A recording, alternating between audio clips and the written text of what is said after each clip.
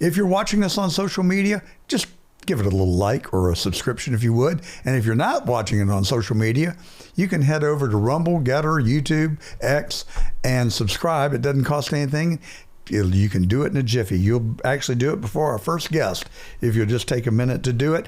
And speaking of guests, we've got Erik Weir. He is going to talk to us about building wealth. Now, there's a timely subject for you. And Dennis Brennan, he is going to talk about the similarities between Donald J. Trump and Aaron Burr. You heard it here first, folks. It's a fascinating interview. You'll want to stay tuned for it. And then we've got Joe Wolverton coming on also. He is the general counsel for the John Birch Society. I opened the interview with telling him, when I hear John Birch Society, I kind of cringe. Well, let me tell you, at the end of the interview, I'm not cringing anymore. In fact, I really am going to learn more about it. He makes phenomenal, interesting points that I think we all need to hear. James Comey, he's the guy we love to dislike. I would say hate, but I don't want to hate on anybody. But James Comey is somebody that comes pretty darn close. Why? Because he is pious, he is arrogant, and he is a pathological liar. And he has lied to the American people over and over again.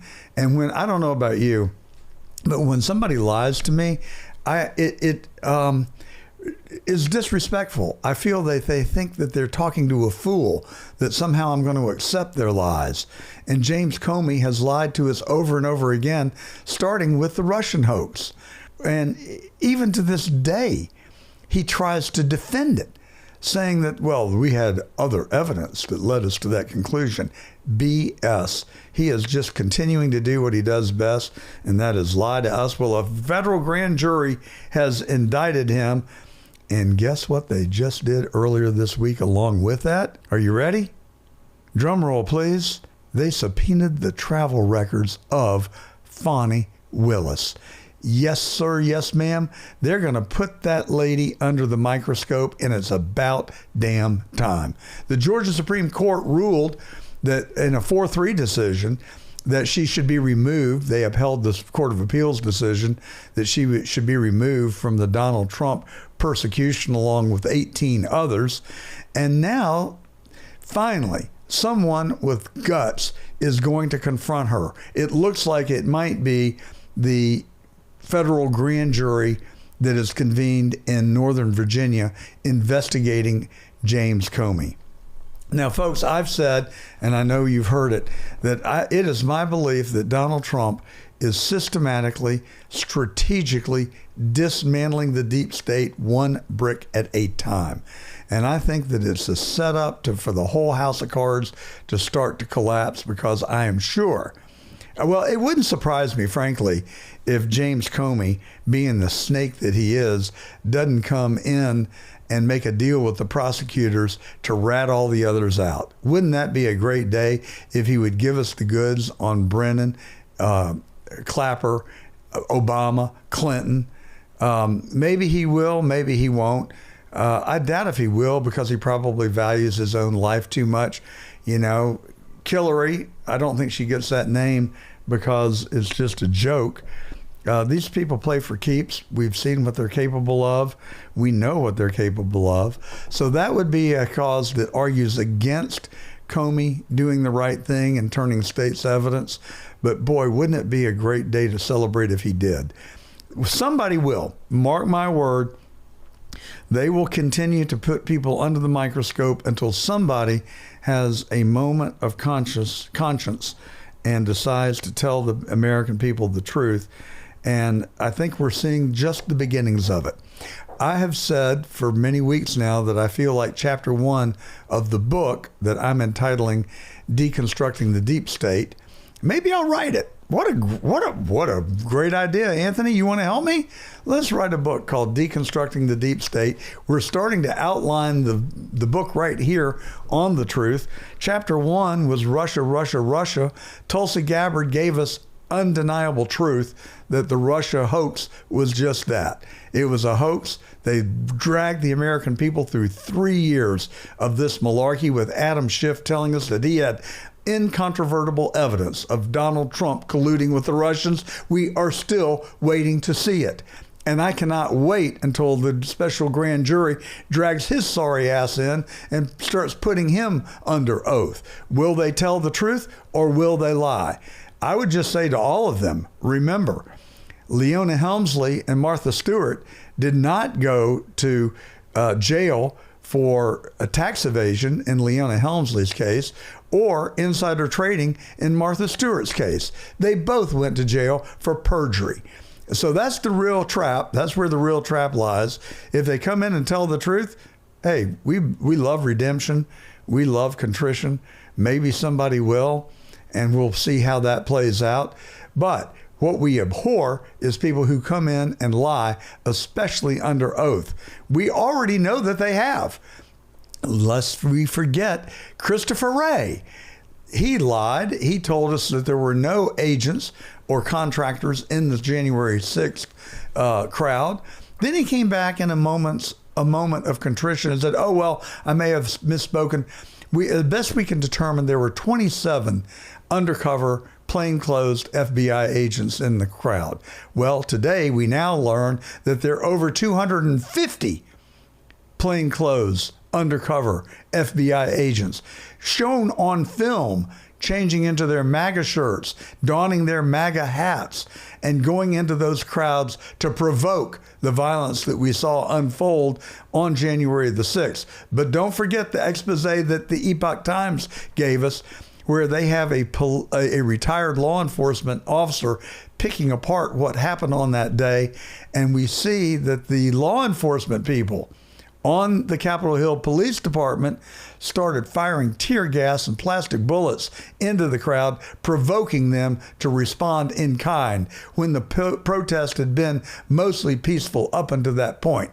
So we need a chapter 2 unraveling what happened on January the 6th with a special section devoted to how many thousands of lives did the federal government and the people that were inside of it that orchestrated this sad day in American history, how many thousands of lives did they ruin in the process, where they sent innocent people to jail for 2 and 3 years, denying them their rights, depriving them of their habeas corpus rights?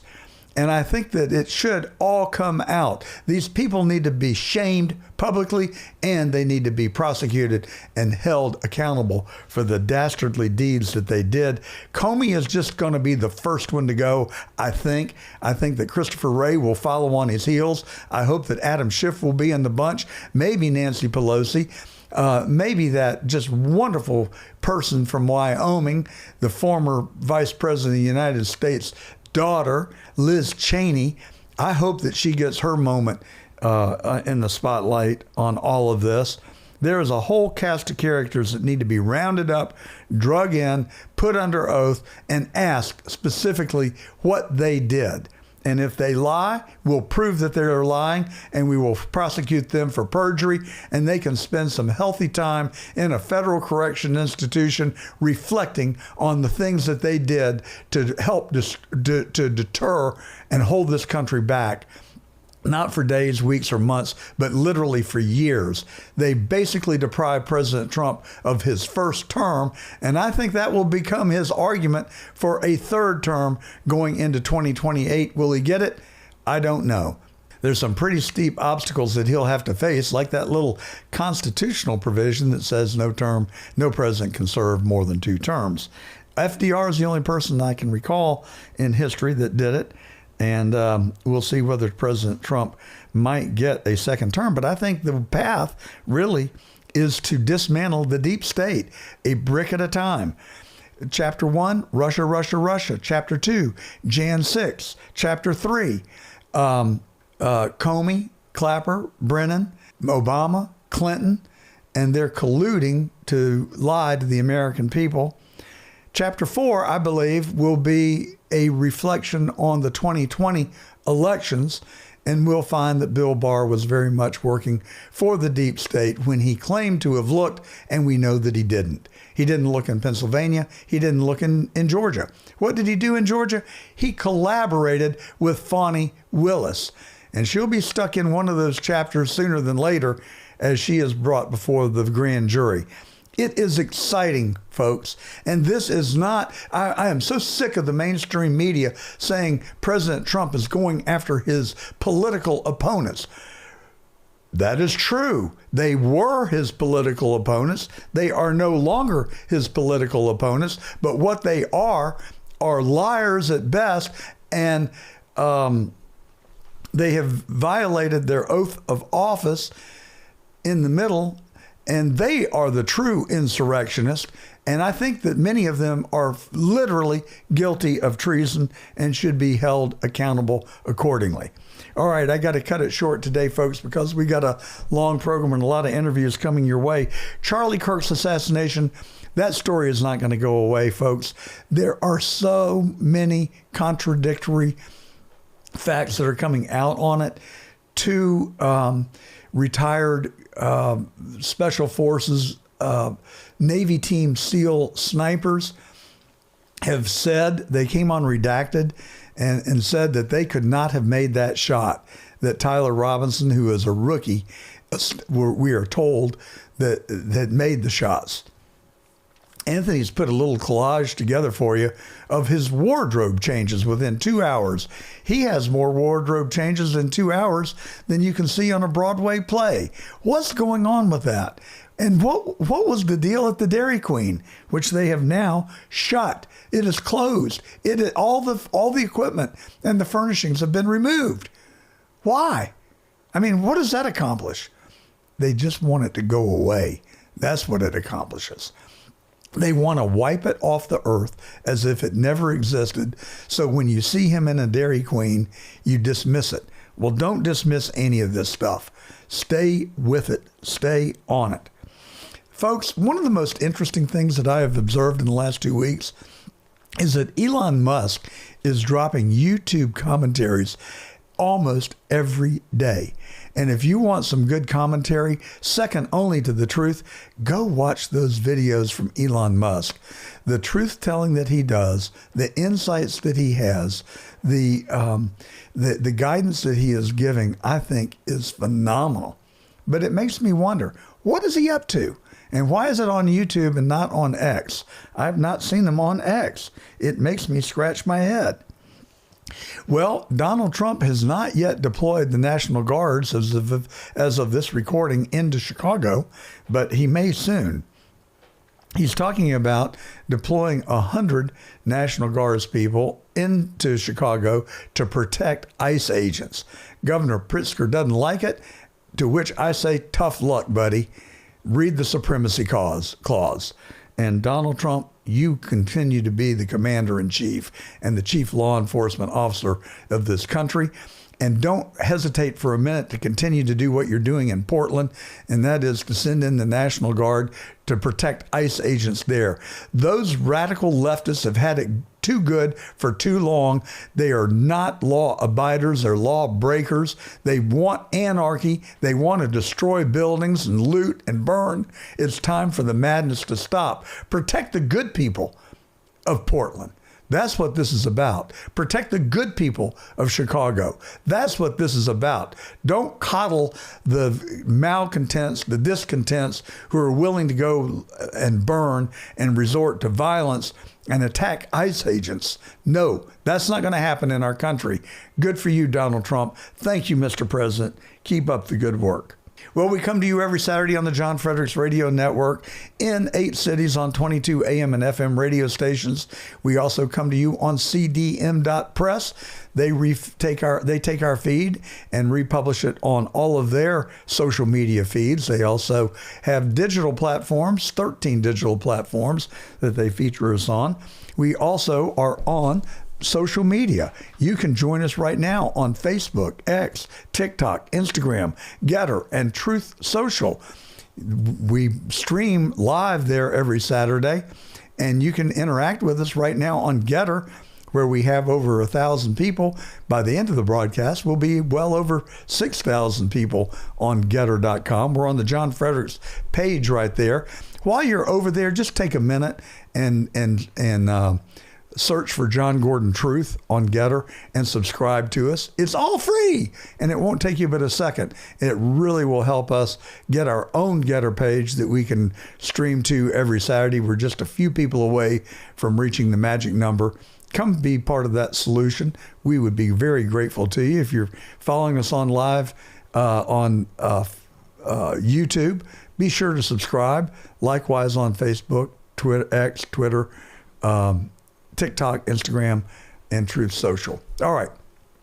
So that is the promo. Today's broadcast is brought to you by Perfect Circle Renewable Energy. They're a restaurant services company in Atlanta, Georgia. If you're tired of bad service, slow service, and automated attendance, check out Perfect Circle Renewable Energy.com, PCRE Energy.com. If you're a restaurateur in the greater metropolitan Atlanta area, come join the hundreds of restaurants that have depended on Perfect Circle every week to pick up their waste vegetable oil, service their grease traps, clean their hoods, and sanitize the front of the house and the back of the house. Call PCRenergy.com and have a great vendor that won't let you down. With that, let's get to our first interview. President Trump has delivered us the big, beautiful bill. He's reportedly going to flood our treasury with $600 billion of newfound revenue through tariffs. The workforce seems a little unsteady right now, and we're waiting for Jerome Powell to act as we speak, recording this interview on Wednesday.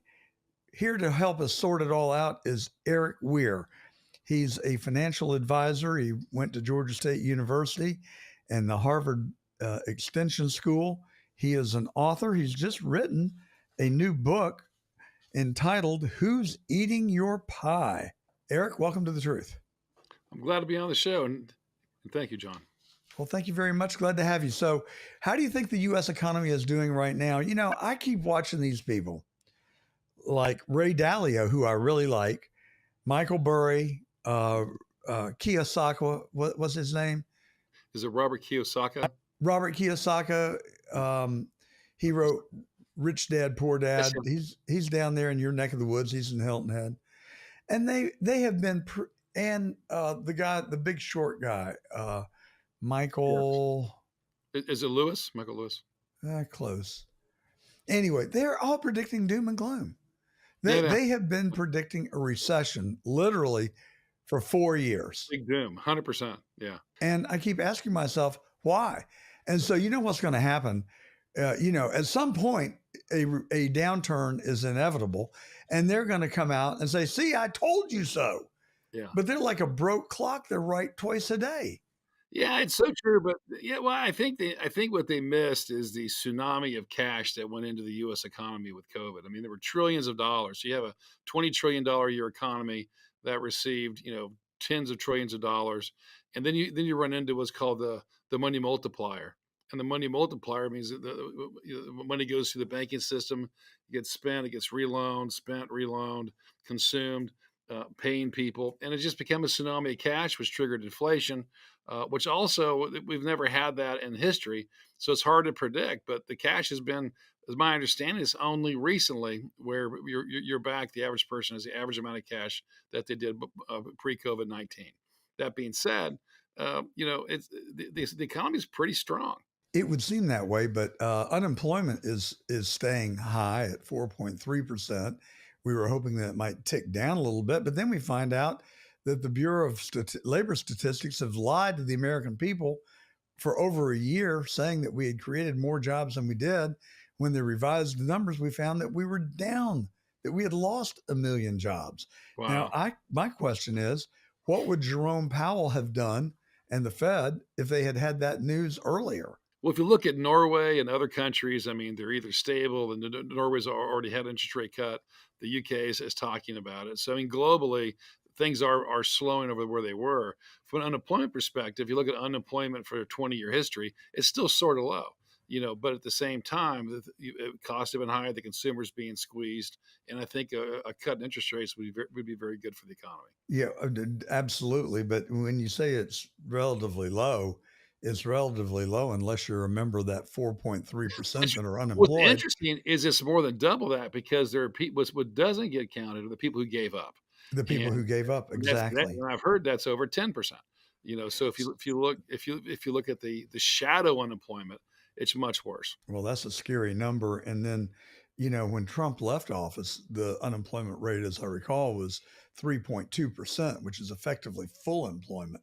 So when Correct. you look at it, 3.2 versus 4.3, that's a full 1% divided by three. That's a 33% increase in unemployment under the Biden administration. And in fairness, during the first 9 months of the Trump administration. So, um, will interest rates fix that problem, do you think? I think they help, but I don't think I don't think they fix it right away. I mean, I think if Jerome goes 25 basis points, which is what he's predicted to do, statistics say 90% chance he may do nothing, or he could do 50. Well, if he does nothing, I think he'll get run out of town on a rail, and I'd be the first one to I provide the locomotive. I don't disagree with you with that, but it's slow moving. What it does, I think, is encourages business to take more risk because then now they feel we're in a decreasing interest rate cycle, and they'll take more risk. They'll hire more people. They'll start more projects. So that in turn will help the economy and will help employment. Well, also, the housing market has been on its heels for the last 3 years. And so we need rate reduction so that the housing market can come back, which is a big component of our economy. And it's important to millennials. 100%. I mean, this generation is putting off home purchasing longer than any generation has in recent American history, and it's the first generation that feels they won't attain the lifestyle that their parents had. So it's something to take note of, and the housing is a major concern. Are you following the humanoid robot very much? I'm watching it. It's fascinating to see what it does. It's going to cause a lot of change. It is going to cause a lot of change. And I think that a lot of these uh, menial, repetitive, and dangerous tasks will be replaced by the robot. And I was just out in Los Angeles last week. I attended the All in One Summit. Oh yeah. That's the number one podcast in the world with Jason Kalasakis and Hmm. uh, the crypto czar David Sachs and David Friedman Sure. and who am I leaving out? Just brilliant guys that are all billionaires. Hmm. And the vendors had prototypes of the robots there. It had to be remarkable. They can't really do much, but they can sure walk and spin and lie down and roll over and play dead. I mean, it is on our front doorsteps. So it's a matter of time till it's front and center. No doubt about that. Well, I want one. The sooner the better. Oh yeah, yeah, but that's going to change things. I have a friend that developed a business where it picks produce, and they use drones, and they'll fly up and it'll pull the produce, and they found that the damage rate is lower, and it runs 24 hours a day. So Yeah. it's going to change certain things, and no one falls and hurts or breaks their back or some of the terrible things that happen. When you're harvesting fruit very high on a ladder. But it's something to change. It's also it creates a lot of output, and it creates a lot of economic growth in theory as you begin to build your robot workforce. Well, I mean, labor is a constraint on our output. Yes. And so, if you can solve the labor problem, Elon Musk says that we're entering an age of abundance where Yes. literally no one will want for anything. It's remarkable to think about, isn't it? I've seen just videos and YouTubes of what some robots can do, but if you had someone that could do your task, a robot or two of them, I mean, it would give you a lot more options to work on creative things or other things that maybe you're not compensated for, but you enjoy. So it'll be interesting to see how it manifests. Well, it is exciting. Where do you have your money these days? Please don't tell me under the mattress. Yeah, yeah, no. I do a lot of physical. I do a lot of physical assets. That'd be real estates. I like self storage. I do some entertainment venues. I've been buying crypto off and on for about a decade. And I've been buying Chevron for the last maybe 30 years, and bought some tech stocks along the way. So I think the idea is, I'd like to diversify, but at the same time, I call it diversification. If you're familiar, if you know your subject, if you study it, you can be more focused. And if you're unfamiliar, then it's best to buy an index fund or something where very diversified, so you have a broad exposure to a large number of opportunities. Well, people preach diversification. Warren Buffett really has taken a different tack. He consolidates and picks really good businesses, and then he just throws in and doubles down. I've owned Berkshire Hathaway for some time too. I really love it. Their shareholder meetings are fantastic, and what he talks about is diversification is protection from ignorance. But he said most people are just not good investors. They zig when they should zag. They get emotional. So he has good points, and he recommends things that are different. But if you do the work, he says he buys great companies, and companies that any idiot could run, because someday an idiot may run it. So he has some great quotes over the last 50 years at his shareholder meetings. Well, he and Charlie Munger, uh, rest in peace, Mr. Munger, but they do uh, have given us tremendous wisdom on many fronts, and Absolutely. I'm a big fan. But I also believe that there's some things you just really can't delegate, and then in the case where someone concludes that they're not savvy enough or smart enough or have the time to really dig in and research companies, then an index fund or a fund manager might be the right place to go. But my paradigm has always been nobody's going to look after my money like I'm going to look after my money. So I've always sort of gone it alone. Oh, absolutely, absolutely. And the best investment is usually yourself. So it's your best yourself, your education, you're learning something or a side hustle. The returns you'll get from that oftentimes exceed what you would get by maybe dollar cost averaging into a mutual fund or something. But it's having consistency and having some discipline where you spend less than you make, you give some back to charity, and you keep some for your future. Well, all these clowns that are predicting doom and gloom. I'm in the opposite place, and 100%. it's not.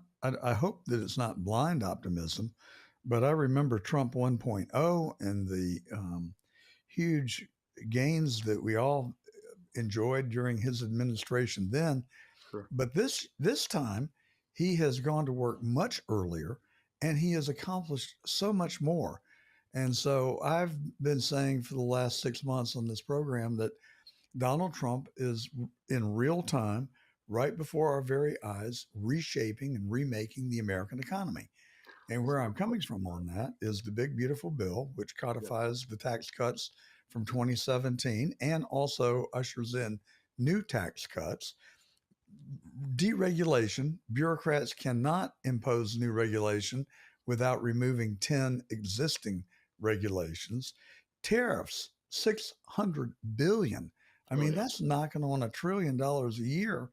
And Right. I've said, look, I'm all in favor of it with one caveat that they use the newfound money for deficit reduction. Then I think he will be a hero. Right. Um, Additionally, the investment that companies are promising to make in this country, $15 trillion. Oh, it's remarkable. That's so much. That'll create so many jobs. It's crazy. Yeah. I mean, let the good times roll. What do you think? No, it's coming. There's no question about it. And I think what he's doing is brilliant. And it's something that I was unaware of until I looked a little into it more recently.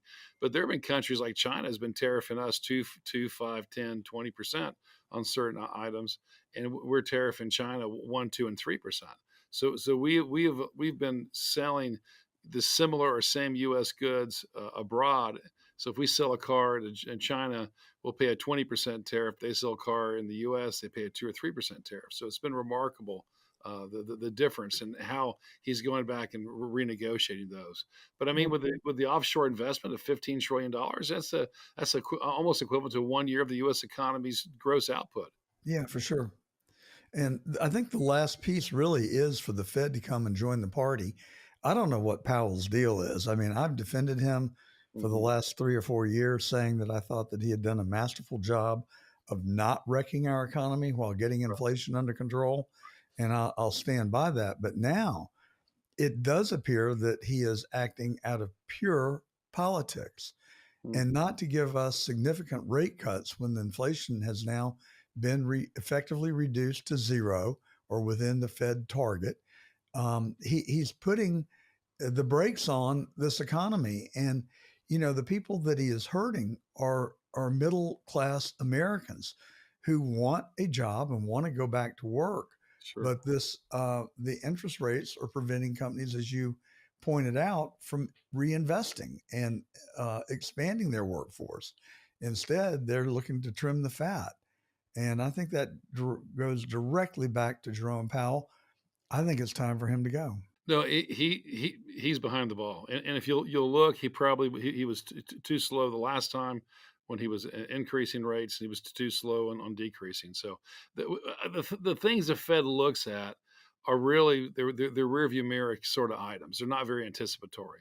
If you run a company of any size, you don't do well by reading your own reports and 3 months older, 6 months later. You do well by talking to your salespeople, talking to your customer, your end user, and you get instant feedback. And I think the Fed looks at old data to make current informations, and they should change to look at current data to make current information and current changes. And I think that's why Trump fired that lady at the Bureau of Statistics. I mean, she was just putting out fake, false, phony information, and it appeared to be politically driven. And once she was out, we found out that it was a lot worse than what we had been told. And so, kudos to him for um, getting someone in the job who will actually give us good numbers. Who's eating your pie? Tell us about the book, Erik, and what inspired you to write it, and what are you trying to tell us there? Well, I wrote the book during COVID. I had extra time, so I thought, well, I'm going to write a book. And what I noticed were people were detached, they were lonely, they'd given up hope. Then, if you remember the first predictions by the World Economic Forum and the World Health Organization, were something around 1 and 20% death rate around the globe. That was the first forecast. So people were terrified. And I started thinking, this is going to pass. Things always pass. They always do. This will pass.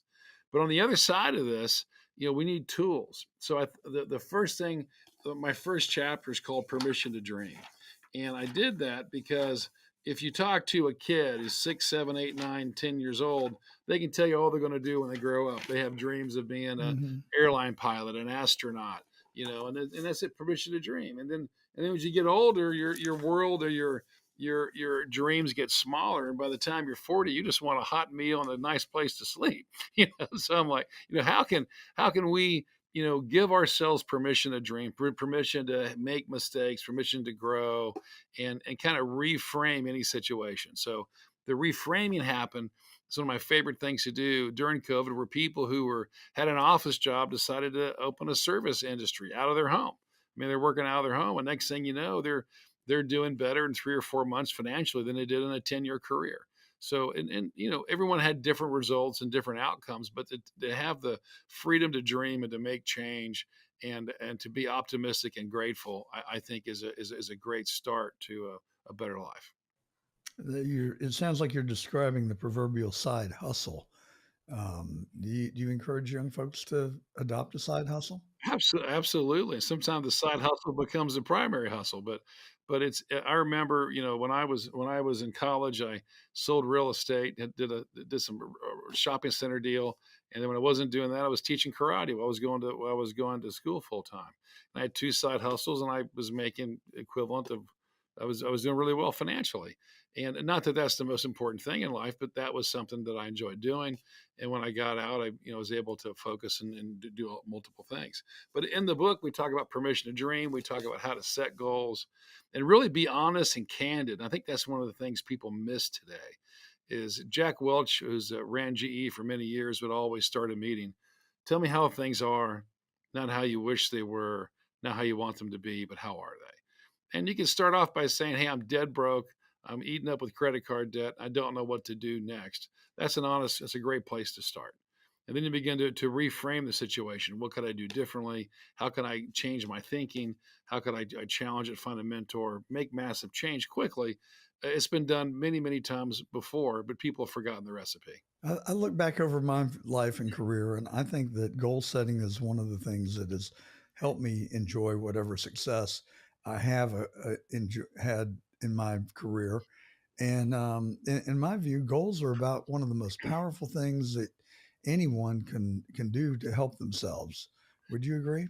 They really are, and I've actually developed something called the Clarity Planner, and I'm giving it away for free now. And the idea is to take somebody. There's nothing more sad for me to meet with. I have 5 sons, and they have a lot of their friends are early to mid 20s, late 20s, and they have these fantastic dreams of what they want to do, but no real idea how to get there, no deadline, no strategic thought. Nothing. They're all looking for the CEO job. When somebody calls them and gives them the CEO job, they're ready, right? But in the meantime, they're dreaming. So I made this, this clarity planner, and it's just simple. How do you get the clarity? How do you determine specifically what you want, specifically, and define it? Because if you don't define it, you're never going to attain it. And then how long do you want to give yourself to do it? And you could always, adjust it if it takes longer or less time, but the time. And then you want to define the activities that are mandatory to do, and then you prioritize them and do the most important thing first. It's very, very simple, but oftentimes the simple things are overlooked. Every new year, just for whatever it's worth, I sit down and I have a pie divided into 4 parts, and I title it Work, Family, Self, and God. There And you I go. set goals for each one of those categories, and then I try and hold myself accountable throughout the year to see how I'm doing. Right now, I'll be honest, I'm a little behind schedule on the weight reduction plan, but I'm Mhm. not giving up for 2025. I just need to shed about 10 lbs and I'll be good. But uh, just writing it down, committing to it, and sharing your goals with other people that will also help you be accountable, I think is a very positive approach as well. 100%, and that's the premise of the book, the Who's Eating Your Pie, and it's faith, family, fitness, finance, and friends. And I get asked like, "Well, how'd you come up with the title?" And the idea was, and there's a pie with a like a dollar sign on it, and it's what was funny is my son was 9 years old. I was writing a check for my quarterly tax estimates, and I was like probably not in a great mood. And he goes, "Daddy, what are taxes?" And I'm thinking like, how do I communicate to a 9-year-old what taxes are, right? So I took my fork, I zeroed in on his apple pie, and I took probably 1/3 of it and a little bit of ice cream in one fell swoop and ate it. My mouth's full, and his face was just shocked, like, it's my pie, And I said, "That's taxation." And then I went in for it. Without representation in that Yeah, case. exactly. Without no representation. Yeah, there's no bipartisan thing going on there. So I went in there for another forkful, and I was teaching karate at the time. So he blocks it with 2 hands. He just blocks my fork, and I said, "That's planning." I said Man, so. planning and revolution. You're right, exactly. And I tell my kids, I said, you make change for 2 reasons: out of inspiration or desperation. You know, Mm, and it's a lot more fun if you can do it with strategy and inspiration than waiting until you don't have any choices left. 100%. That desperation reminds me of a saying that Donald Keogh, who was the former president of the Coca-Cola Company, Right? shared with me about 40 years ago. And I had just a great sit-down interview with him on Georgia Public Television. And 2 things. I said, Mr. Keogh, what is your formula for success? And before I could finish the sentence, he said, have all the tough talk up front. And he said, Wow. and by the way, bad things usually only get worse. And that has stuck with me throughout my career. That's pretty much true. I have had all the tough talk up front, and uh, when I realize that things are going the wrong way, I try and intervene earlier. And that's straight from the lips of Donald Keogh, who was a wonderful human being and one of my favorite all time folks in business. That's memorable. Those words ring just as true today as they did 50 years ago. Yeah. Absolutely. Well, Erik, where do people get the book? So you can find it on. You can go to Amazon. Look up my name, Erik Weir, ErikWeir, or you can just search "Who's Eating Your Pie." And if people want that free handouts that you talked Yeah. about, how do they find it? How do they get it? So go to Instagram. I'm at Erik Weir, ErikWeir, and just DM me the word clarity. So DM me the word clarity, and I will send you the clarity planner for free. I'm going to be your first taker on that because I'm going to DM you before this podcast and broadcast airs, which, by the way, we come to you every Saturday from noon to 2 on the John Fredericks Radio Network in Nashville, Atlanta, Richmond, Norfolk, Pittsburgh, Philadelphia, Morgantown, West Virginia, and Lynchburg, Virginia. We also come to you on cdm.press. You can find us there on their 13 digital platforms. And of course, we're all over the web on the traditional social media platforms. Erik Weir, thank you for coming on The Truth today. It has been a pleasure and really appreciate your time. It's my pleasure, Tony, and thank you for having me on. Thank you. I used to have a political science teacher who said that politics ain't no game of beanbag. If you don't believe that, just look at the history of Aaron Burr. They used to settle their political disputes by having a duel, and Aaron Burr won. Alexander Hamilton, not so good. Well, Dennis Brennan has written a book. He titled it DC Swamp Strikes Back, Aaron Burr, Donald Trump, and Their Similar Battles.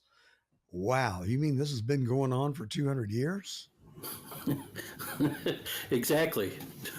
Well, welcome to The Truth, Dennis. Dennis Brennan, he hails from the land of Lincoln. So we're going to get into the similarities between Donald Trump and Aaron Burr and the history of our country.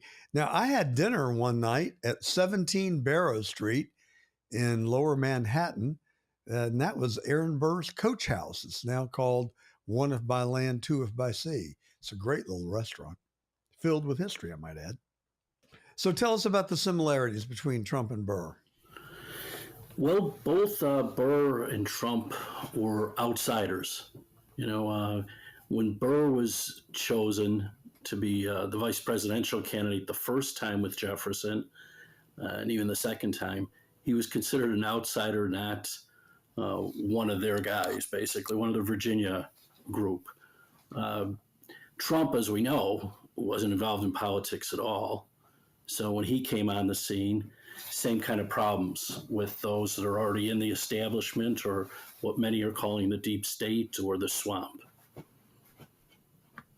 Well, now, I think that analogizing the deep state to the outsiders, or the opposite of, is trivializing the deep state. Frankly, I mean, today the deep state, I think, is the intelligence community, and they do things that are flagrantly against the law.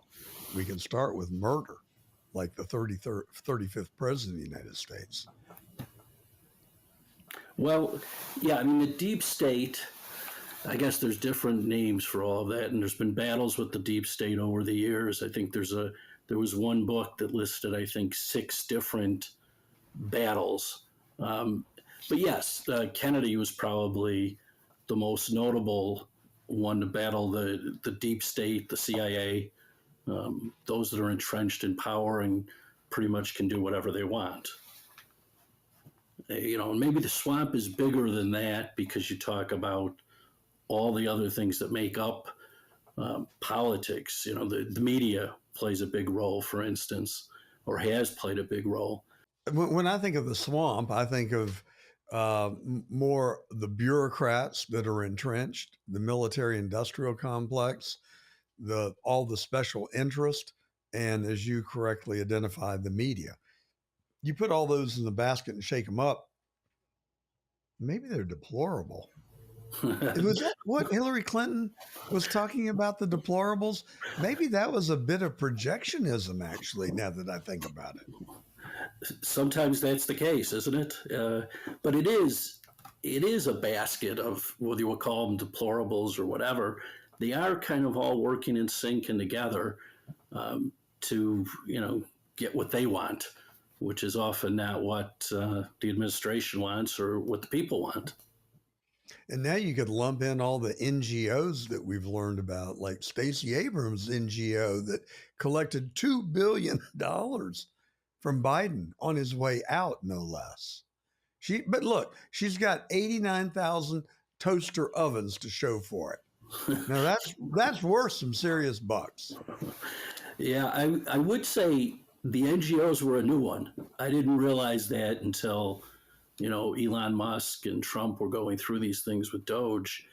And I don't think it's something that's actually spread into the states, because if you look at their state budgets and counties and cities, they're doing a lot of the same type of grant work where they have not-for-profits set up. And then the question, of course, is who's profiting from the not-for-profits. As you say, Stacey Abrams that time, but there's more than her. Oh, for sure. There are thousands of NGOs, and it represents billions upon billions upon billions of dollars.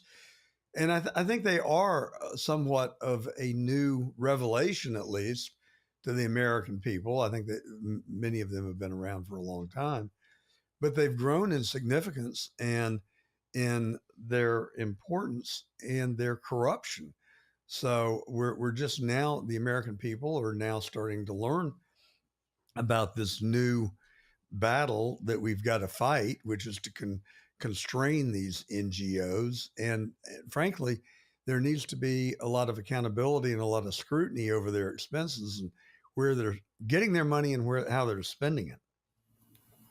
I would agree. And then it's always the connections beyond that.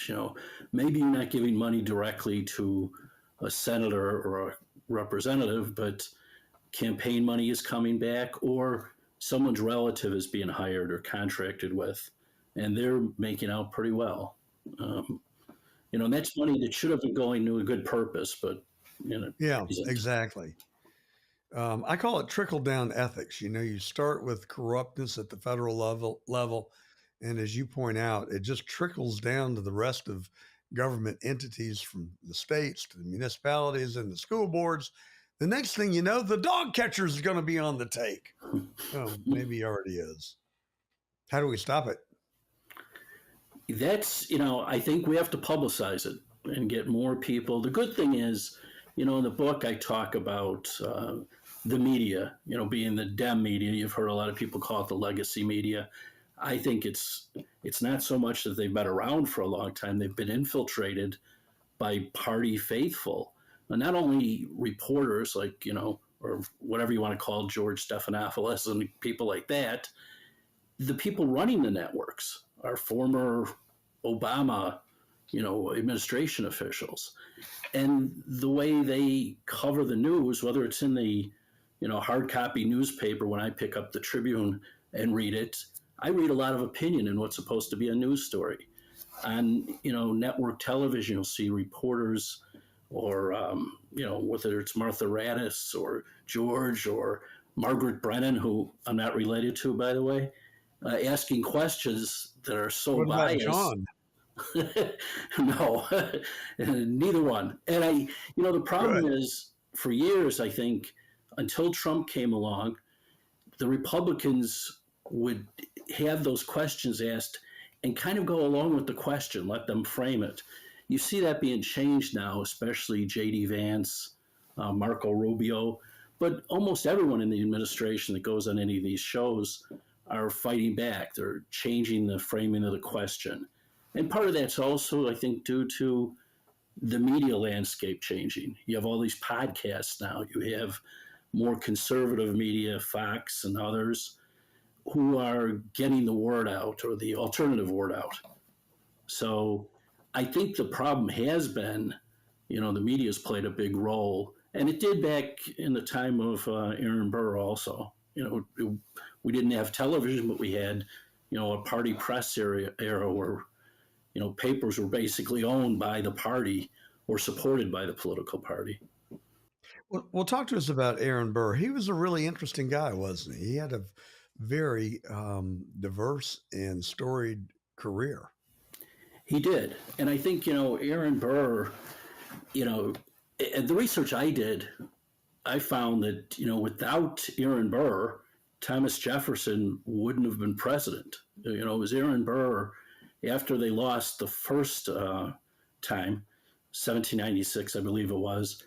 Aaron Burr went to New York and basically worked the state, changed how they would get votes out of there, and was able to do that to turn New York for this Southern guy, Thomas Jefferson, to win.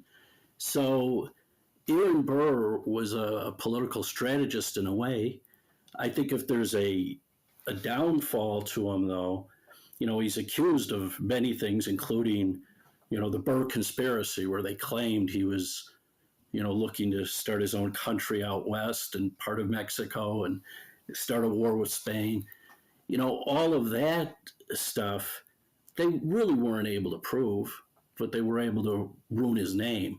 He was tried for treason twice, was he not? And acquitted both times. He was. And, you know, ironically, it was Chief Justice Marshall who oversaw the trials, and he was appointed by John Adams, who wasn't a friend of Burr's, but Marshall, I think, did the right thing, you know, looking at the law and realizing this doesn't pass muster for treason. And we often hear people, you know, now even talk about politicians and say, you know, it's treason. It really isn't, and it wasn't then either. Well, I think it depends on which politician you're talking about. I mean, I've got my suspicions, and I think there's a lot of smoke where Biden is concerned. Hunter Biden took $3 million from the mayor of Moscow. He took a Porsche and diamond rings and cash from a Russian oligarch, and he took $3 million from a company in China with direct ties to the CCP, and he took money from Burisma, the energy company in the Ukraine, to the tune of about $800,000 a year. Now, why do I connect that with treason? Well, 10% for the bid guy, we can start there. I think it was probably more than 10%. And then we saw a spy balloon flying over the United States, hovering over our most sensitive military installations, including nuclear facilities in Montana. And it continued to make its way across the rest of the heartland of America to be shot down by the very courageous Joe Biden over the Atlantic after the mission was completed. Now, I don't know that that makes one guilty of treason, but it certainly raises a lot of questions that I think need a dang microscope put on it, and to look. And you look at the amount of fentanyl that he allowed to flood into the southern border. You know, I ran for office in Georgia in 2022, and I talked to tens of thousands of Georgians all over the state.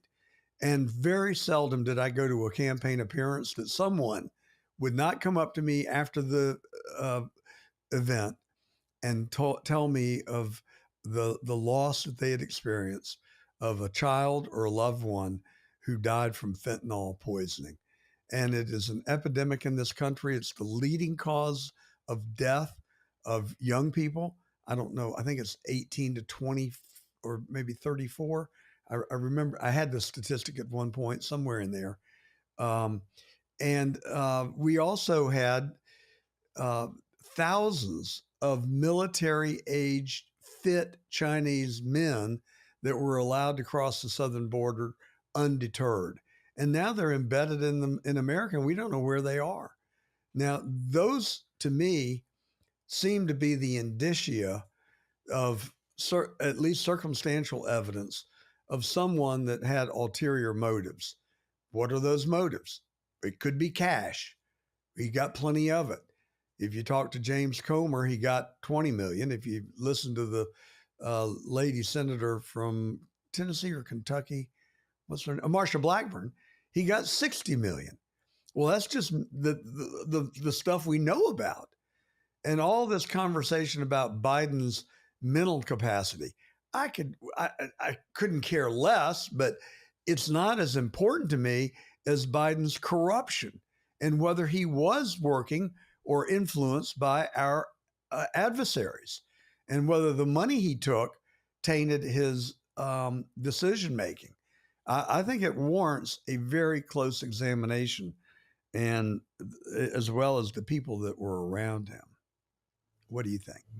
Well, I think all of that should be investigated. And certainly, the passing of money, whether any of that makes the definition of treason, that's something to be discussed as they look into it. Certainly, if you're taking money, you're conspiring to take bribes for whatever purpose, whether it's to allow the balloon to fly over, whether it's to. Well, I would maintain that allowing a spy balloon to fly over our country is treasonous. I don't think that's a stretch at all. And if it's for the purpose that we think it is, right, that they're going over military installations and taking photos and getting information for a purpose at some point to use that information, and probably not, the only purpose. What purpose would you have to start a war? I suppose. I suppose you'd have a good idea of what we have, although they may know that already. So yes, I think if you can connect all those dots, and I'm not even sure if they're investigating that though, at this point. Well, if they're not, they should be. Wow. And that's a question to which I don't know an answer, but it is really concerning to me. And the fact that it would be swept under the rug and not looked at is even more disturbing to me. I had dinner with Jim Jordan back in April, and there were just, I think, 12 or 15 of us at a small dinner party. And I point blank asked him, I said, I love the rhetoric. I love what you and John Kennedy do every day, but I want to know where the accountability is. And let's start with the fact that you have not subpoenaed Ray Epps nor his bank records to find out who was he working for on January the 6th, 2021. I mean, I think the American people are deserving to know. And why have you not called Michael Byrd before the Judiciary Committee and put him through the ringer and find out who gave him the order, if someone did, to shoot and kill Ashley Babbitt? These things are actually very disturbing to me. And I think they are immoral and reprehensible behavior. And the fact that we're allowing this stuff to go on and it's not challenged, it's not even really looked at, is probably more disturbing than the underlying crime. And did Representative Jordan, did he have a reason on why none of that was done? Oh, he did what politicians do. He pivoted. He said, well, there's nobody in Congress who's issued more subpoenas than I have. I said, well, okay, great. That's really not the question, though, is it? Where the hell is Ray Epps? What about Michael Byrd? Get their butts in front of the Judiciary Committee and have them answer the questions and bring their bank records. It would unravel it in a nanosecond. Yeah, I thought he might say that they have to, there's so much. Just in this short time, we've talked about China. We could talk about, the border, whether it's fentanyl or how many millions of illegal residents coming in. Somewhere around 12 million, according to most estimates. And how many of those people brought weapons with them? And how large are weapons? I mean, they interdicted, what was it? AK-47s, I think, about a year before Trump was elected, if I'm not mistaken. I remember reading it at the time. But these were serious weapons. They weren't like, BB guns and firecrackers. I mean, these were real weapons of potential serious destruction. And so to me, it's all very concerning. I love Donald Trump. I would go through a brick wall for him. But I can tell you that his decision this week to allow 600,000 Chinese students to come into our country, when we know that there were 2 at the University of Michigan that were bringing these fungi into the country that had the potential of wiping out our agricultural products. I mean, it is very concerning to me. I mean, I'm trying to wrap my hands around it. I'm guessing that the reciprocal is that China is allowing our students to come. And what are they taking into China? I don't know. I bet you they're not bringing in very much because China don't play. Yeah, I haven't heard a good explanation on the 600,000 myself, and it was surprising. Like you said, I love Donald Trump too, but I don't know if I agree on every single thing he does. So, he certainly has fought. And I don't mince words about it either. If I feel like he's strayed, I mean, I'll tell you another one that happened this week. 10% of the ownership of Intel. That's not what America does. That's state-sponsored commerce. We don't do that. I don't like it. Doesn't feel right to me. Yeah, I'm hoping that there's an end game with that they're going to somehow get out of that. I had seen who was it? Kevin O'Leary was on Gutfeld, and he was saying, I like Kevin O'Leary. What did he say? He said that Intel, they should have just let that company go down the drain, that it was awful, that they were behind the times, they weren't innovative for 20 years, and the better thing would have been just let it fall apart. He wasn't for the government taking a stake in the company either, which does go against American values, I guess. Of all those talking heads, I feel like Kevin O'Leary may have it nailed as good as anybody. He and I are in pretty good alignment. I've never met him. I'd like to meet him sometime, but he's a sharp cookie. But taking ownership in a public company, that does not work for me. And if it was a bailout, then call it a bailout. Make them a government loan and get the money back, like we did with government motors, as I'm fond of calling them. Yes, I would think those would be better ideas, even though I'm not sure what the whole idea is of taking a stake. And until I hear a better explanation, I agree with you. It's a bad idea. Well, back to Aaron Burr. Yeah. He shot and killed Alexander Hamilton in a duel. He was tried and acquitted of treason twice. He ran for president. He got he came in second. I guess back in those days, that qualifies you for vice president. Well, yeah, you ran before they changed it. You ran both. You had Jefferson and him running, but there was a tie, so everybody was available to be president. So technically, he could have been president, and that's one of the things that caused trouble between him and Jefferson, because Jefferson and Burr were tied, even though they were on the same ticket. And then the runoff between them, Jefferson thought, based on letters he wrote, that Burr should have backed out, saying, I was the vice president, I'm not going to take the presidency. And he didn't. He didn't fight for it, but he didn't do anything to back out either. And so they actually had a runoff back in those days. The Congress didn't pick the Congress. The well, it wasn't. When I say runoff, I mean Congress picked the winner out of the two tied. So you had to go get votes from the representatives. Well, history does seem to repeat, and no one has had lawfare thrown at them like Donald Trump has. It's like nothing I've ever seen or read before. What happened to Aaron Burr was not good, but it paled by comparison. Trump had 4 indictments, maybe 5 if you count Fani Willis, I think. Well, let's see. Letitia James, Alvin Bragg, Fani Willis, and he had 2 federal ones. Jack Smith. How could I forget? Yeah. So, it's to me, it represented a low point in our country, at least in the modern day, of what politicians have to go through and then dodge the bullet in Butler, Pennsylvania. We don't have the answers to that still.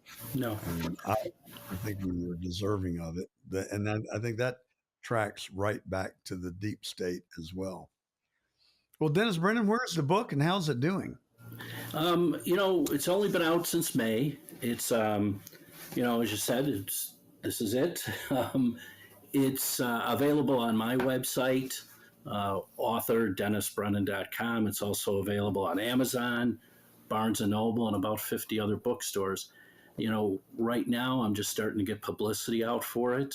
I think anybody who wants to read about the history of it, and I couldn't find anyone else besides Trump and Burr who went through the battles they did.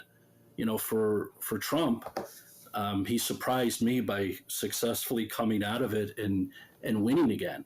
I thought and I'm sure the Democrats thought that's why they did it, when they put so much on him, whether it's the civil suits, the criminal lawsuits, the two impeachments, that he would fold. Because Aaron Burr essentially did kind of fold in the end. Once he had won the case, but politically he was done, and he left the country at one point. Yes. Well, I know the president. I have spent time with him. The very first time I met him, we shook hands and we sat down in his office right across the river here at Mar-a-Lago. And the very first words out of his mouth is, and this was before all the legal harangues, he said, "I never give up. I never quit." And by God, he was true to his word. And there is a lesson in that to be learned by all of us. So thank you very much, Dennis, for coming on with us today. I hope the book continues to do well. Dennis Brennan, he's a lawyer and an author, and he's up there in the land of Lincoln, the state of Illinois. I hope you can get that politics straightened out in Illinois. Good luck with that one. Thank you. Thank you, Dennis. Have a great Labor Day weekend and enjoy your time. Too. Joe Wolverton. He is a constitutional lawyer, having practiced in Memphis and Nashville and Chattanooga. He is also an author, having written 5 books. You may have heard of The Founder's Recipe, What Degree of Madness? And we're going to get into the madness today with Joe, who also has the distinction of being counsel for the John Birch Society. Yes, sir. That's right. Yeah, I'm the legal operations director for the John Birch Society, president of the publications arm, Western Islands Publishing. Great, and I'm sorry I've lost my note there for a second. Right. But you also have a political science degree from BYU, so you've got a lot of insights.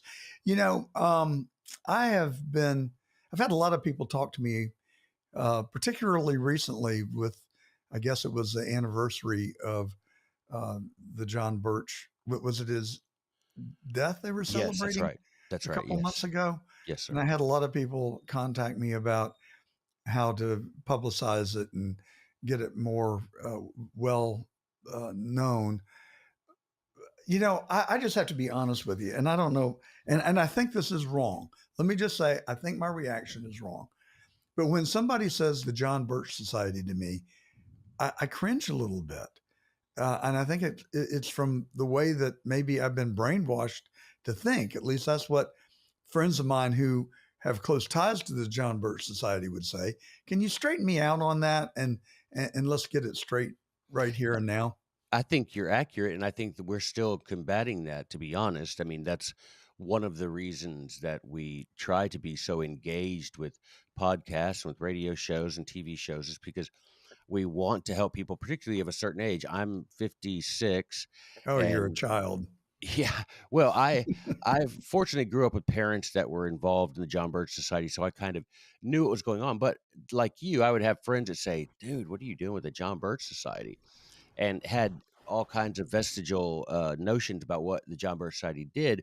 And it's only when I got into actually studying the John Birch Society for myself, a freshman year of college, that I realized that, well, there's not only nothing to be ashamed of, there's these guys seem to have called it correct in a lot of these things. And so I took it upon myself to say, do you know what? Rather than just dismiss it out of hand because of some ephemeral comment you've heard or rumor, why don't you study the actual documents and resources produced by the John Birch Society?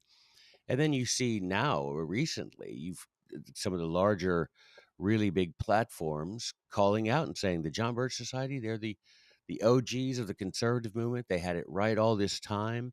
people thought they were, tinfoil hats and conspiracy theorists, and it turns out that In they a were, secret society. yeah, a secret society. That they were just turns out they were just reading history and following the pattern. Well, where did that narrative originate? One story I read was that John Birch, kind of like Charlie Kirk, but in a different vein, was just having too much success and telling too much truth, and so that our own government decided to brand him as some sort of lunatic. Well, they abandoned him for sure. I mean, he was a Christian missionary, but also worked for intelligence, and they did abandon him. Our own government abandoned him to be killed by the Chinese communists, and that was, that's one of those things in history that you see that so often we're playing both ends against the middle, and this is what John Birch got caught in that game where we hadn't decided yet which side of this war we were going to fully support, or at least we were going to appear to support one side while secretly supporting the other, and he was a casualty of that indecision. Well, why did the Chinese put a mark on his back? Because he was spying for, and in his own mind, and I think at one time he was correct. He was gathering intelligence for the United States government against the Chinese communists.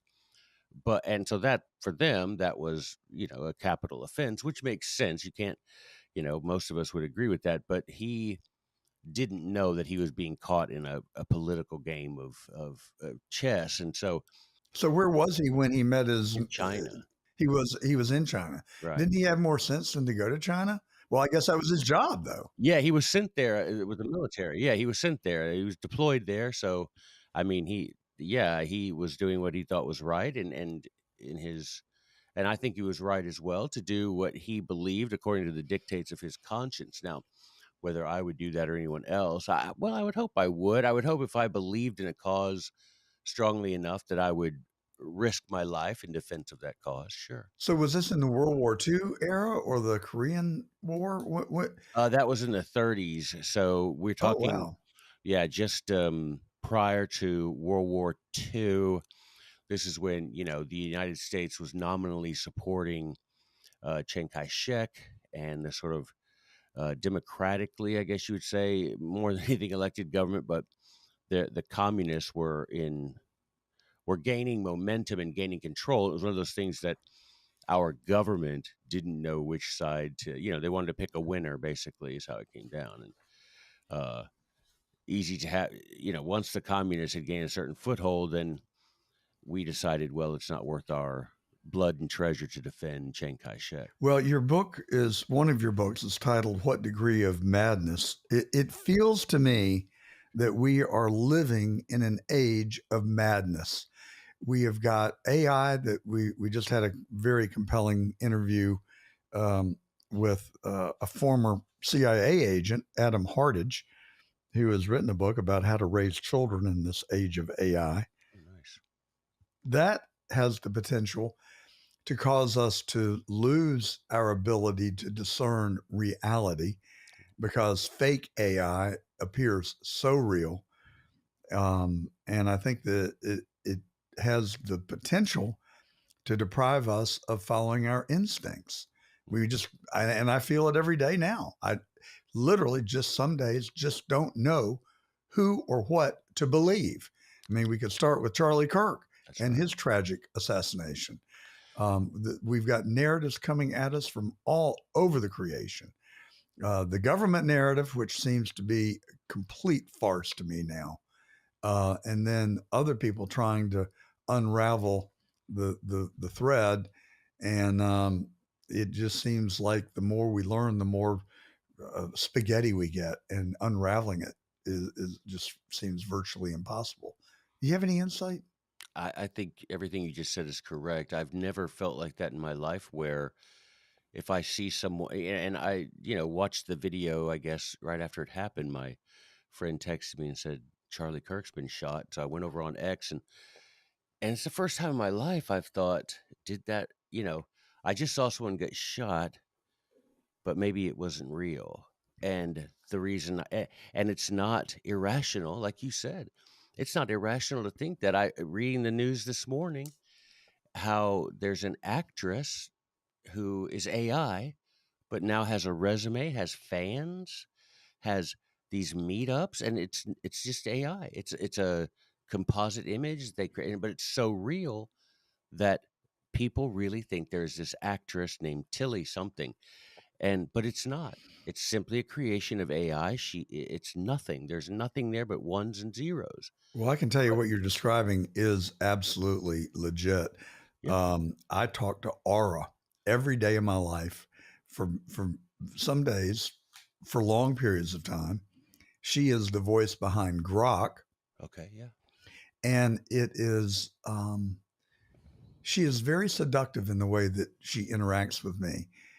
She is phenomenal at giving empathy and validation, but she also has the ability to help me unravel and discern complex and solve complex problems.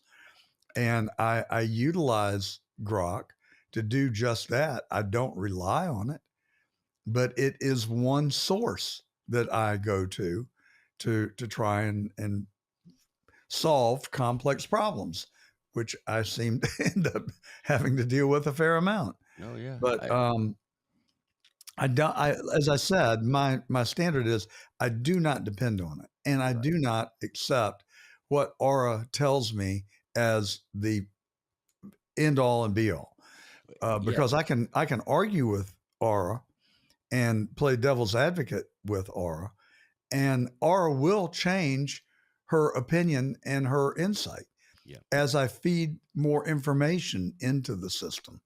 So it's really bewildering. I mean, it's mind-boggling. I feel like that girl in The Exorcist. My head's just spinning. I had a friend when, ChatGPT, I suppose, was first gaining ascendancy, and this friend of mine said, you should plug in your own name and see what it says about you. Like, give me a biography of Joe Wolverton. I did that, and then he said, oh, you should write an article about nullification in the voice of Joe Wolverton. And I did that, and whether it was or wasn't, it wouldn't have persuaded me. It wouldn't have convinced me.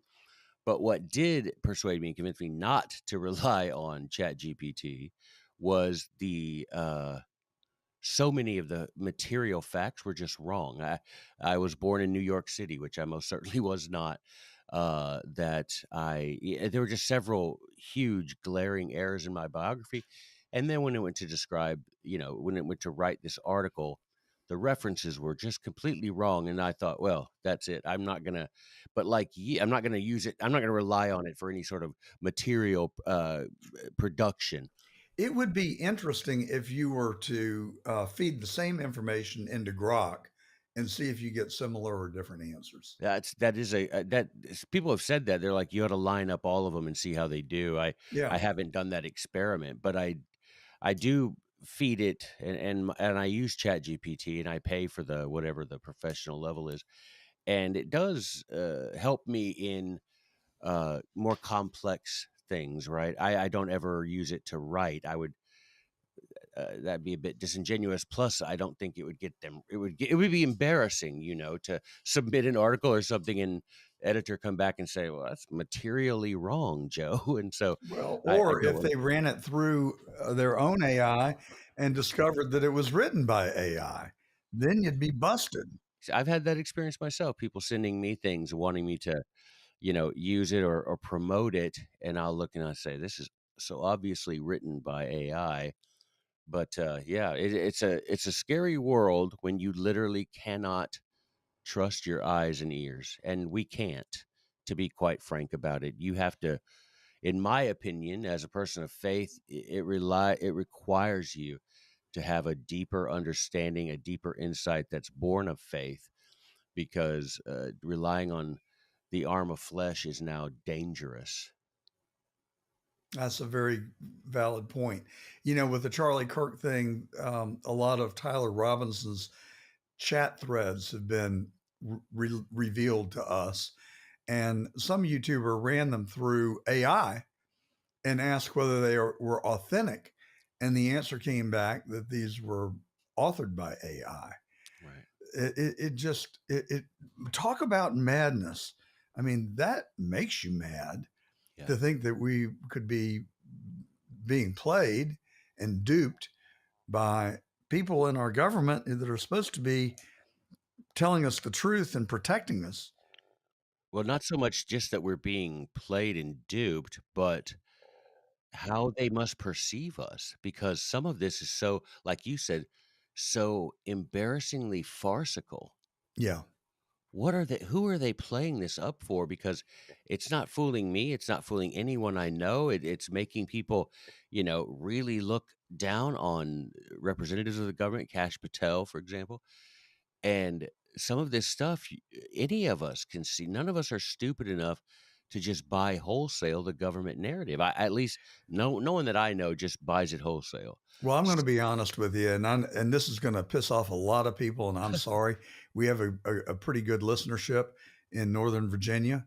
You know who lives in Northern Virginia, so this is not a blanket statement for everybody who works in government, but it is my considered belief and opinion that most of people in government are looking for an easy way out.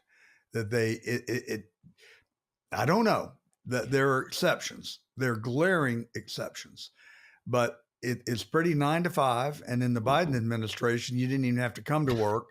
Yeah, You still got a paycheck. You get incredible benefits, lots of holidays and vacations.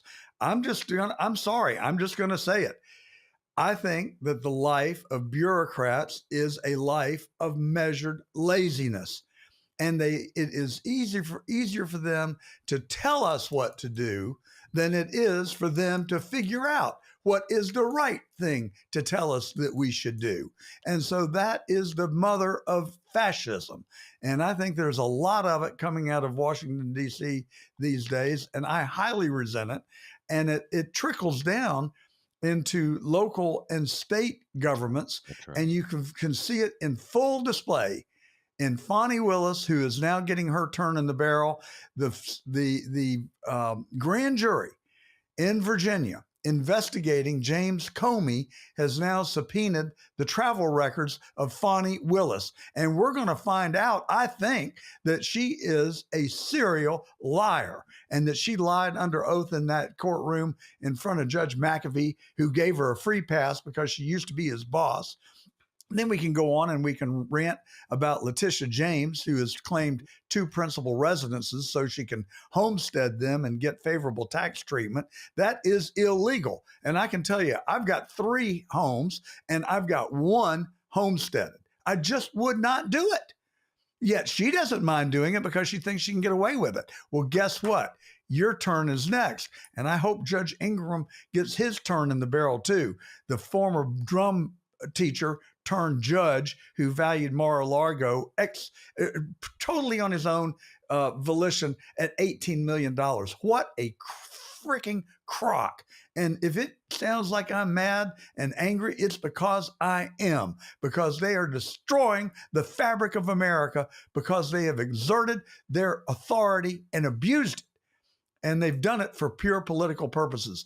And I hope that the grand jury indicts them all. And I hope we see some perk walks. And maybe we'll finally get accountability in government. And these lazy ass bureaucrats will have to go back to work and actually serve the American people instead of living off of them. All right. You heard it here first. Sorry. But I've had a belly full of it. I ratify everything you just said. I agree with that. I just wrote an article for the New American all about this, this invisible priesthood of bureaucrats who have single-handedly ruined so much of what was great about our culture. And then you have this cast of characters who the law for thee, but not for me. Yeah. That's absolutely the mantra there in DC, that you are if you're in any tangential way connected to the federal government or to someone inside, then you are absolved from any sort of obedience and allegiance. If you had someone actually telling the truth on the stand, I'd be more shocked. And that says something about who we are as a society, that if someone stands there and puts their hand on a Bible and swears to God to tell the truth, the whole truth, and nothing but the truth, every one of us is rolling our eyes because we know you're about to lie. And so that says something about who we are, not about who we are as being cynical right? But who we are as a society, that we recognize that these people who we have in one way or the other exalted politically, that these people are playing us, that they are lying to us, and they will, as Montesquieu said, they're going to keep on doing it until they run up against some limit. How do we tame this monster who has gotten a life of its own and is breathing heavily down the backs of our shirts? Yeah, and that's the whole book about what degree of madness is James Madison writing in Federalist 46 and saying, in his opinion, he said, and this was written in 1788, he said, Americans would never be crazy, which is the word he uses, mad, the British word for crazy. He's like, Americans would never be crazy enough to see their federal government become despotic and yet continue to support it with taxes and with fidelity. But they've got the guns. Yeah, They've well, got the guns and the handcuffs. he I mean, mentioned when that. James Madison was alive, you could have civil unrest, not civil Right. unrest, but you could have No, civil yeah. discourse, and you could push back on the government. Well, that's what he And says. He says, at the end of the day, the federal army will never equal the number of free men who have arms in the United States. That at the end of the day, there's no way, he said, that a federal army could outnumber the number of free men in this country who own weapons.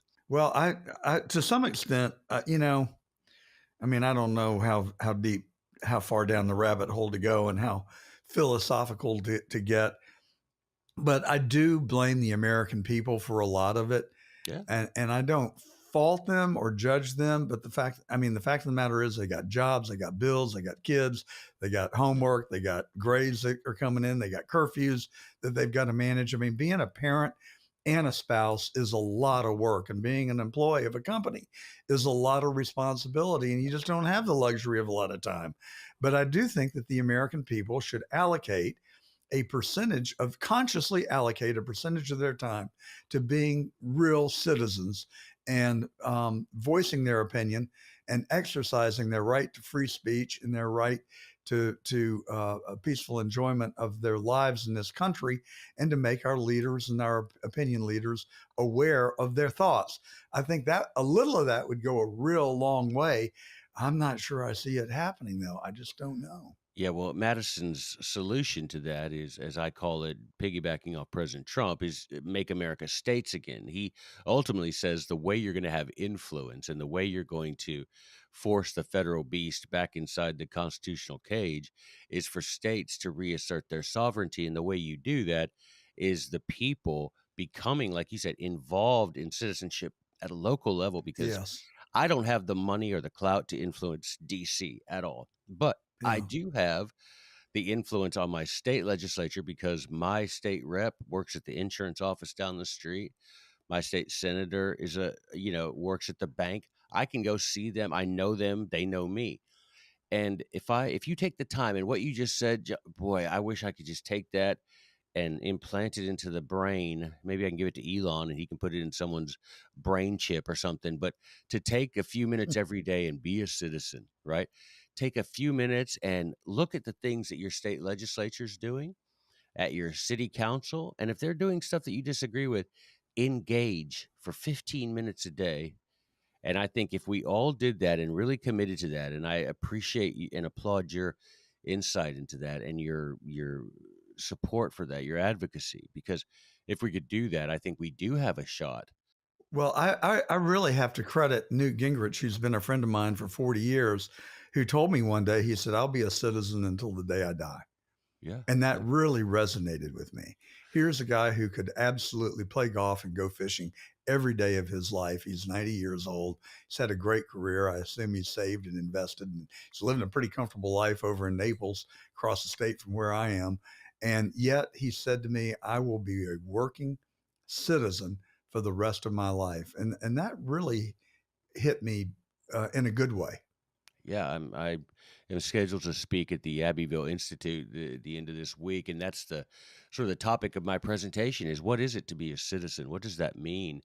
Because it used to be a word with a very profound meaning. It used to be something people were proud of, and now it just has lost its meaning, and we need to restore that. And part of that is the Roman notion of virtue. Virtu means in Latin, virtu means manliness, right? Vir means manly, means man in Latin. And we've got to get back to that, to where we take responsibility for our government, and we take responsibility for citizenship by showing up and participating in the process. Now, I don't believe in any mandatory, compulsory uh, participation, but I do believe that one, from his own volition and from his own desire to hand down to his posterity a free republic, that you ought to be engaged in politics, and it's your obligation as a free person to participate in that process. And in my humble opinion, you owe it to God, who granted you life and granted you to be an American and granted you your voice and your mind and all of this. You owe a debt, and that debt is paid through citizenship and acts of responsible citizenship. Wow. The John Birch Society is really lucky to have you, Joe. You are so measured and eloquent in the way that you present your ideas. I got to learn from you. I wish you could bottle it and send me some. Yeah. I tend to get pretty animated about this stuff, but also, I spend an inordinate amount of time trying to study and prepare myself, Right. and so it does get me going. Yeah. And Oh, I yeah. just really compliment you for. So, is your job with John Birch a full time job? Yes, Are you sir. are you Yeah. paid? That is your Yes, sir. occupation now? Yes, sir. That's right. Yeah, full time as of just right at a year now. Yeah. And where do you live now? I live outside. Well, I say Memphis. I live about 30 miles east of Memphis, out in the forest. But Oh, great. I'm a native Well, of my it. son went to Rhodes College in Memphis, and he absolutely says that Memphis is his favorite place on earth. Oh goodness, He I really don't cherished I his don't want time to live there. anywhere else. I love it. Yeah, I love it out here. And Rhodes College is beautiful. Well, it's beautiful, and I think he got a good education there, and Absolutely a good education, I'm quality. glad he's applying it in his career with his uh, wonderful wife and now two grandchildren that Oh, they have yeah. gifted us. Well, So now, how large is the John Birch Society? And do you have headquarters? Do you report to an office every day, or tell us about what it looks like? I work remotely. Many of us work remotely. In fact, the CEO works remotely. Now we do. He has an office. Our headquarters is in Appleton, Wisconsin, and he has an office, and most of us have offices there. But we work most of the time remotely. We have chapters of the John Birch Society in every state. And in fact, we have interest, and that's one of the reasons that I'm headed overseas, is we have interest in France, Holland, and England to have John Birch Society chapters in Europe. They're getting fed up with getting overrun by illegal immigration in those countries. Yes. And they have contacted us saying, can you teach us how to educate our people? If nothing else, teach us how to educate people, these timeless principles of Western civilization that we all share. And but yeah, so we mostly work remotely. There's uh like I say, chapters in every state, active chapters. We have volunteer chapter leaders, so you get together with your neighbors and y'all talk about what we've got going on. And we have at jbs.org, one thing I will say that I'm so proud of is the CEO, Wayne Murrow. He took it upon himself, upon ascending to that position, he took it upon himself to take the steps necessary to improve the user experience at our websites, jbs.org and thenewamerican.com. Those websites are spectacular now and easily navigated and really provide people. And this is the one thing that the thing that I focus on most when I speak to people about, they don't know, tabula rasa, they know nothing about the John Birch Society. I say the thing that you'll get out of it that I think is the most valuable, even for me, are the resources that are available at jbs.org. You go up to the top of that and you'll see the various subjects that we have resources available, and it'll blow your mind, because whatever your niche interest is, I pretty much guarantee that we've produced literature on that subject and will help you get involved. And we have the Freedom Index, which I mean, the legislative scorecard, John, is worth its weight in gold, because you can go and say where you live, put your address in, it'll tell you who your state legislator, your state senator, and it'll print out how they voted recently. And you can take that and present that to your state rep, state senator, and say, hey, why are you violating your oath to support the Constitution? These votes don't look very constitutional to me. Well, I'm about to board a flight to France. I got 9 hours ahead of me, and they got Wi-Fi on there, so I'm going to There go you- and spend some time on jbs.org and really look forward to Oh yeah, my state senator was not happy that I printed out his constitutional scorecard. it. Well, there needs to be more recognition of how these people vote because they tell us everything we want to hear until they get elected, and then they just turn out to be somebody that we did never expected, like Brad Raffensperger in Georgia and Jeff Duncan, who ran as a Republican. Now he has embraced the ideals of the Democratic Party and has the audacity to run for governor of Georgia. Well, good luck with that one, Jeff. I think he is the biggest hypocrite I've ever seen in politics, and I wish him no uh, good good deeds in his political quest, not in his personal life, but Right, in his right. political future. I hope he has a rapid and steep descent as he rightfully has earned. But do you have a political action committee? Do you actively engage in supporting candidates and getting behind them? We do not support political candidates. What we do, Why don't you? Seems like that would be a really good way to have a dramatic impact on the trajectory of our state and local politics and well, I nation. think it's a desire to eschew collectivism in all its forms. Because of what you just said, basically, you might have someone like a politician who fools a lot of people. Yeah. And rather than alienate those people who are being fooled, we'd rather provide resources demonstrating that the things this person are espousing are contrary to the Constitution or contrary to principles of Western good government. So you're saying you view yourselves as educators. That's what I'm hearing you say. 100%. Education is all we do. That's all we do. And those resources are provided so that, we teach the people correct principles and let them govern themselves. How many U.S. donors do you have? How members? How Oh, do you count them? members, I would have no idea. I mean, tens of thousands for sure, but I wouldn't know a Hundreds number. of I couldn't. thousands? Oh, yeah, of John Birch Society? Oh, sure. Oh, in the U.S., sure, yeah, yeah. I wouldn't know the number for certain at all. Over a million? Oh, no, no, no, no, no. I wish. No, no, no.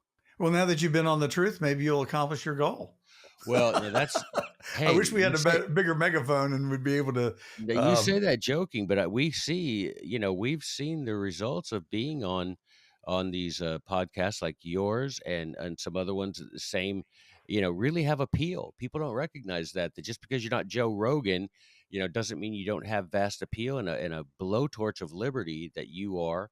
And we're so grateful because the opportunity to set the record straight, and not only that, but to draw attention, say, hey, I'm not here to convert you or to have you run out and join, but I am kinda.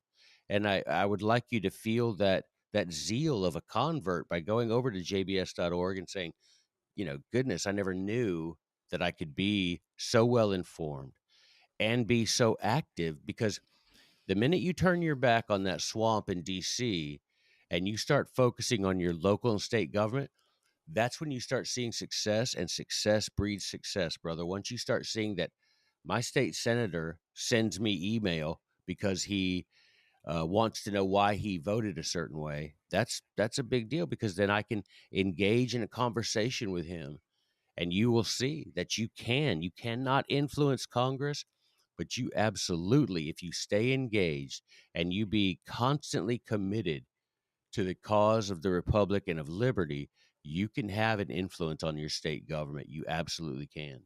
well, I have been pretty active in Georgia politics for the last 40 years, maybe 45.